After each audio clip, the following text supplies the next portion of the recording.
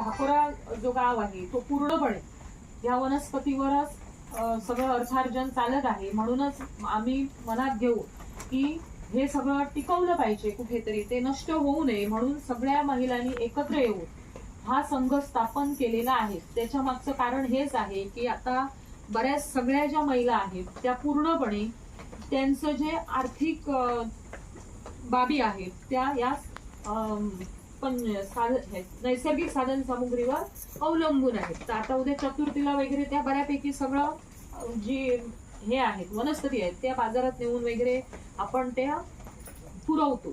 तर हे सुद्धा संघाचं काम व्यवस्थितरित्या चालू आहे. आता सरांनी मगाशी सांगितलं की जर कुठच्याही प्रकारचं आपल्याकडून जर तुम्हाला कृषीकडून कोणत्याही प्रकारची मदत पाहिजे असेल तर ते आम्हाला नक्कीच त्याबद्दल आम्हाला मदत करतील अशी मी त्यांच्याकडून अपेक्षा किंवा आशा व्यक्त करते.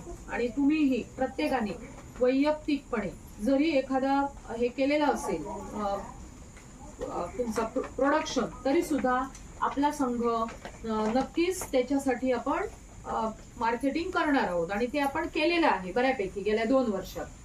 कोणाचे काजूगर असतील तर मार्केटिंग केलं, आंबा असेल तर आपण मार्केटिंग केलं संघातून आणि आपण अर्थार्जन केलेलं आहे. तर आता इथे ह्या तिन्ही व्यक्तींनी म्हणजे शृंगारे सर, पाटील सर आणि गव्हाणे सर यांनी आपल्याला खूप मोलाचं असं मार्गदर्शन केलं आणि आपल्या संघासाठी त्यांनी जे का आमचा आपला वेळ दिलेला आहे त्याबद्दल मी आमच्या पूर्ण संघाच्या वतीने त्या तिघांचेही खूप आभार व्यक्त करते. आणि त्यासाठी मी आमच्या जे शेतकरी मित्र आहेत किंवा आपले ग्रामपंचायत सदस्य आहेत प्रवीण पालव तर यांना मी विनंती करते की त्यांनी